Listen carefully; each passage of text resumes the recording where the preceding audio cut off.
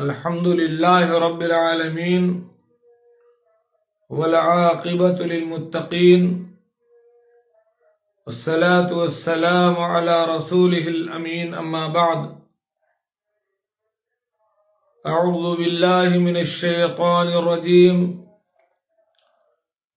كنتم خير أمة أخرجت للناس تأمرون بالمعروف وتنهون عن المنكر وتؤمنون بالله وقال النبي صلى الله عليه وسلم من رأى منكم منكرا فليغيره بيده وإن لم يستطع فبلسانه وإن لم يستطع فبقلبه وذلك اضعف الایمان۔ محترم مشاہدین کرام، معزز خواتین و حضرات، اللہ رب العالمین کا بہت بڑا کرم اور احسان ہے کہ اس نے ہمیں انسان بنایا، عقل و شعور کی نعمت سے نوازا، جس کے ذریعے ہم سچ اور جھوٹ، حق اور باطل، غلط اور صحیح میں تمیز کر سکتے ہیں، اور اس کے ساتھ ساتھ اس نے ہمیں نہ صرف مسلمان بنایا بلکہ جناب محمد الرسول اللہ صلی اللہ علیہ وسلم کا امتی بنایا۔ بھائیو اور دوستو، جب ہم اپنے آپ کو مسلمان کہتے ہیں، جب ہم اپنے آپ کو کلمہ لا الہ الا اللہ پڑھنے والا کہتے ہیں، جب ہم اپنے آپ کو محمد رسول اللہ صلی اللہ علیہ وسلم کا امتی کہتے ہیں، تب ہماری ذمہ داریاں بہت بڑھ جاتی ہیں۔ اکیلے ہم مسلمان بنے رہیں ایسے ہی، یہی مطالبہ نہیں ہے، بلکہ انبیاء کا جو مشن ہے، اللہ کے دین کو دوسروں تک پہنچانا، دوسروں کو خیر اور بھلائی کی باتیں بتانا، اللہ کا دین انبیاء کے ذریعے جو آیا ہے اسے لوگوں تک پہنچانا ہماری ذمہ داری بن جاتی ہے۔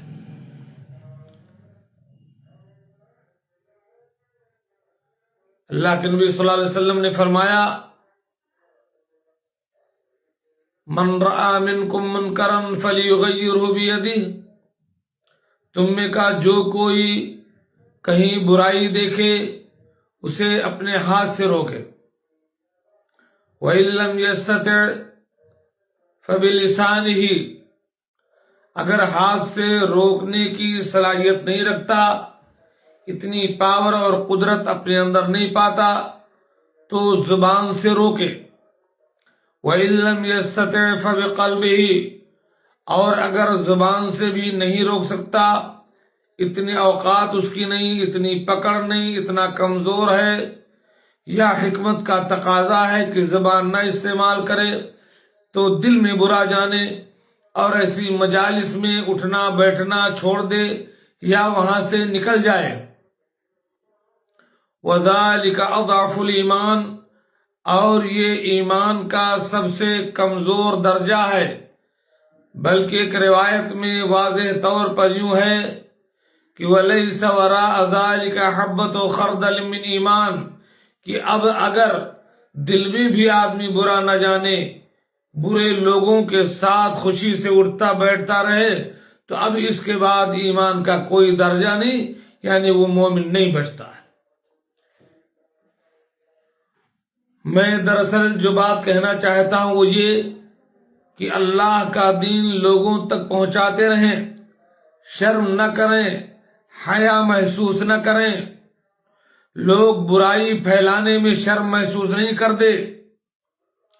آپ دیکھیں سوشل میڈیا پر بدتمیزی اور برائی اور فحاشی اور بے حیائی اور مغربیت کی باڑھ آئی ہوئی ہے۔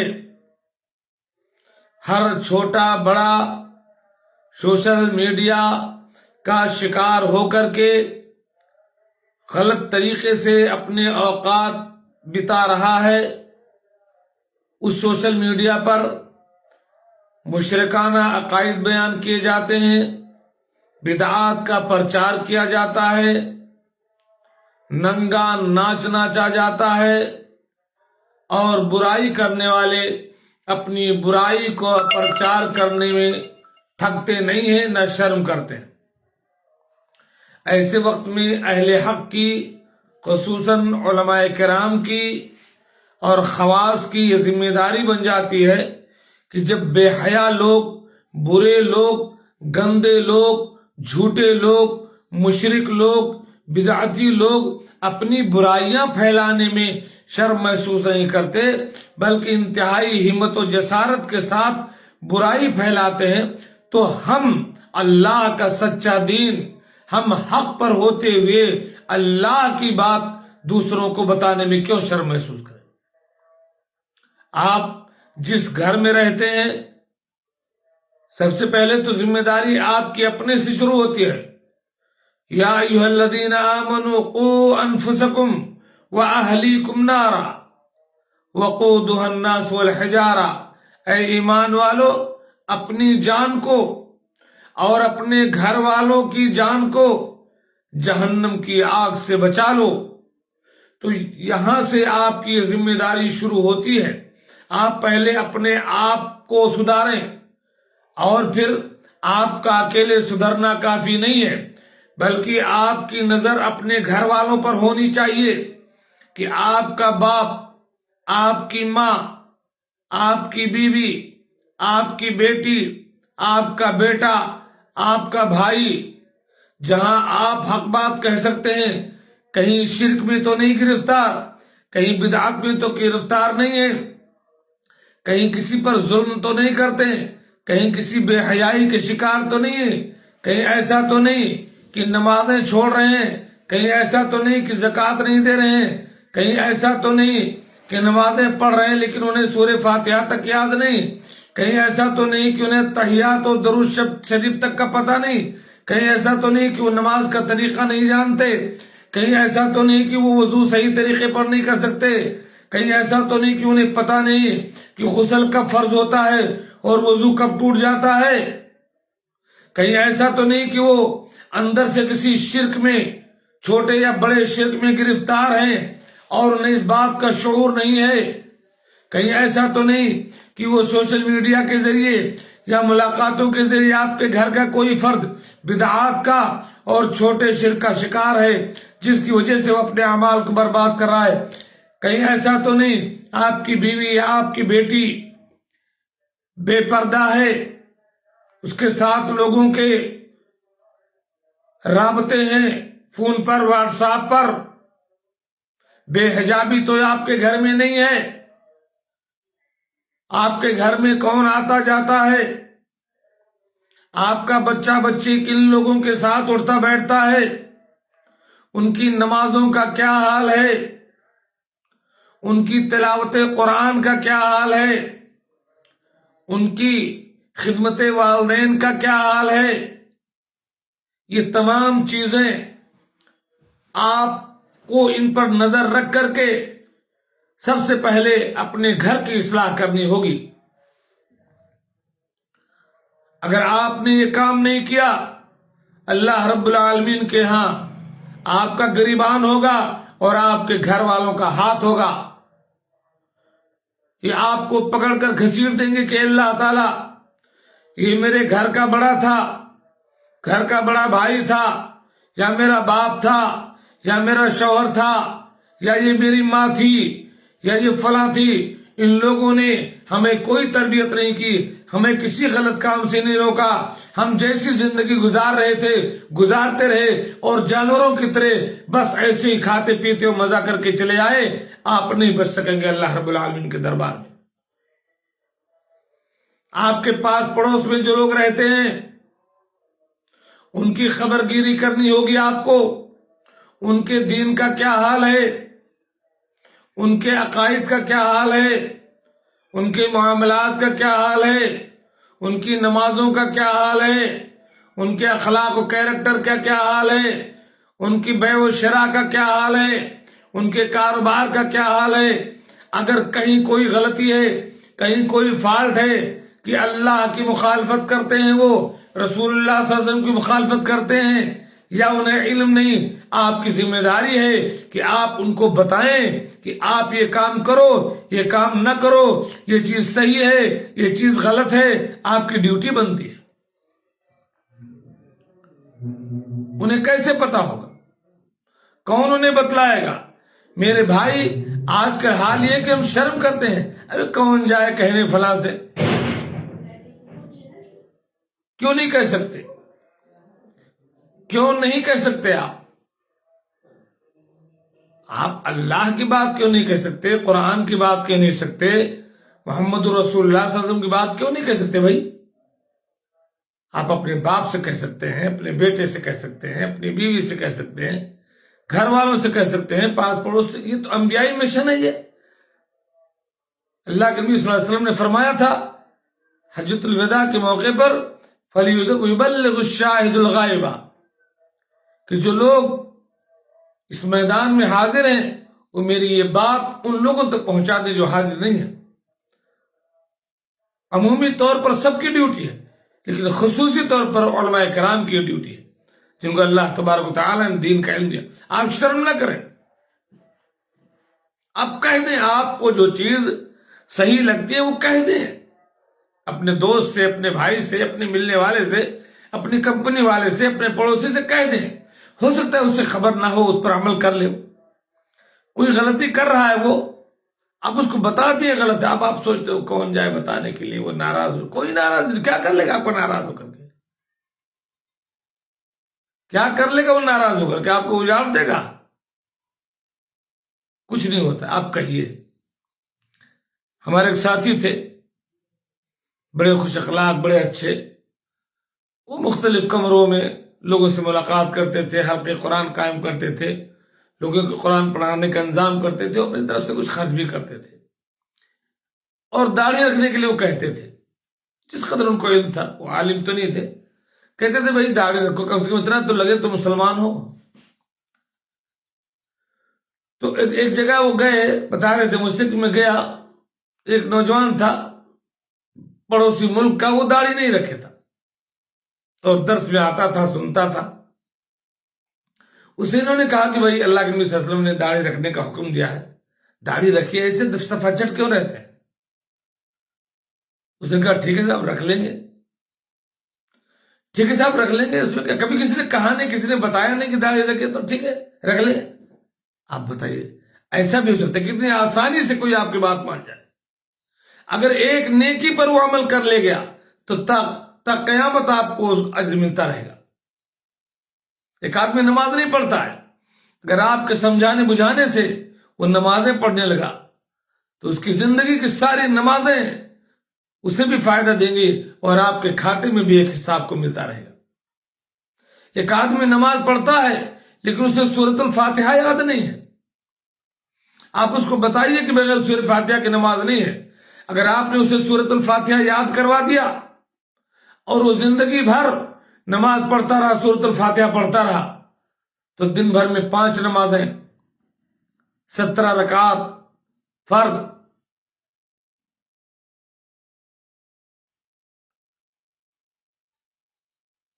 آپ دیکھیں جتنی بار وہ سورہ فاتحہ پڑھے گا اتنی بار آپ کو سورہ فاتحہ پڑھنے کا ثواب آپ کو بھی ملے گا۔ ایک دن کی یہ حال ہے، 17 بار تو ایک دن میں آپ کو سورہ فاتحہ پڑھنے کا ثواب ملے گا، کیونکہ آپ نے اس کو سکھایا ہے۔ پھر وہ اگر کسی کو سکھائے گا اور وہ دوسروں کو سکھائیں گے تو جہاں تک یہ سلسلہ جائے گا پورا اجر و ثواب آپ کے حصے میں آئے گا۔ من سن سنتا حسنتا فلہ اجرہا واجر من عمل بها من غیر ان ينقص من اجورهم شیئا، جو کوئی اچھا طریقہ ایجاد کرے، اچھی بات کا رواج دے دے، دین کی کوئی چیز بگڑی ہوئی اسے سدھار دے، سنوار دے، فلہ اجرہا، تو اسے اس کا اجر ہے، واجر من عمل بها، اور جو اس پر عمل کرے گا اس کو بھی اجر ملے گا، اور دونوں کے اجر میں کوئی کمی نہیں ہوگی، عمل کرنے والا بھی اجر پائے گا، بتانے والا بھی اجر پائے گا۔ کم سے کم ابھی میں علماء کرام سے خطاب نہ کر کے خواص سے کہہ رہا ہوں کہ آپ کم سے کم اتنا تو کر سکتے ہیں. آپ نمازوں ہی کو لے لیجئے، جتنے لوگ آپ سے ملنے والے ہیں، اگر آپ نمازی آدمی ہیں اور نماز کی ساری دعائیں آپ کو یاد ہیں تو آپ ایک کام کیجئے اپنی زندگی میں. اگر کچھ بڑا کام نہیں کر سکتے تو ایک یہی سوچئے کہ اپنے گھر والوں کو لے کر کے بیٹھ جائیے، گھر کے ہر فرد سے نماز کا طریقہ سنیے، اسے پوچھئے اگر آپ کی چلتی ہو گھر میں کہ بھئی آپ نماز کیسے پڑھتے ہو، دیکھو وہ کیسے نماز پڑھتا ہے. اگر ارکان کی ادائیگی میں، اٹھک بیٹھک میں، کھڑے ہونے میں، سجدہ میں، رکوع میں، تشہد میں، تورک میں، رفع الیدین میں، نیت باندھنے میں، ہاتھ اٹھانے میں، رکوع میں کہیں کوئی اس سے غلطی ہو رہی ہے آپ اس کو بتاؤ کہ نماز کا یہ طریقہ غلط، نماز کا یہ طریقہ صحیح نہیں ہے. آپ کی نماز اللہ کے نبی صلی اللہ علیہ وسلم کی نماز کے خلاف ہے. اللہ کے نبی صلی اللہ علیہ وسلم نے فرمایا صلو کما رأیتمونی وصلی، جیسے میں نماز پڑھتا ہوں ایسے نماز پڑھتا ہوں. اللہ کے نبی نے ایسے نماز پڑھی، اسے آپ نماز کا طریقہ صحیح بتا دیجئے، زندگی میں اس کے نماز سمجھ جائے. کبھی اس کے ساتھ بیٹھیے، اس سے اپنے گھر والوں سے نماز کی پوری دعائیں سنی کہ زبان جو آپ کھڑے رہتے ہو کیا پڑھتے ہیں، سورہ فاتحہ سے پہلے کیا پڑھتے ہیں، دعائے ثنا سنائیے. ہو سکتا ہے اسے دعائے ثنا یاد نہ ہو، دعائے ثنا یاد کروا دیجئے. اسے سورہ فاتحہ بھی سنیے، بہت سارے لوگ سورہ فاتحہ غلط پڑھتے ہیں، اس کو سنواریے. رکوع کی دعا سنیے، بھائی بہت سارے لوگ کہہ نہیں پاتے سبحان ربی العظیم، سبحان ربی العظیم کہتے ہیں، سبحان ربی العظیم نہیں کہتے. سورہ فاتحہ صحیح طور پر یاد نہیں، انہیں سورہ فاتحہ یاد کروا دیجئے. اس کے لیے کوئی ڈگری کی ضرورت نہیں ہے، کوئی صافہ اور پگڑی باندھنے کی ضرورت نہیں ہے، کسی مدرسے سے فارغ ہونے کی ضرورت نہیں ہے. یہ جنت میں آپ کو جانے کا آسان کام ہے، دوسروں کی اصلاح کرنے کا آسان کام ہے، اللہ کے دین کی تبلیغ کا آسان کام ہے،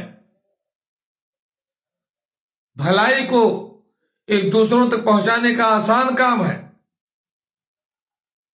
سجدے کی دعا سنیے، اس سے دونوں سجدے کے بیچ میں کیا دعا پڑھی جاتی ہے اس سے سنیے، اس کو بتائیے. تشہد میں کیا پڑھتے ہیں، کیسے پڑھتے ہیں سمجھائیے، کہ اس کو غلط ہو بتائیے.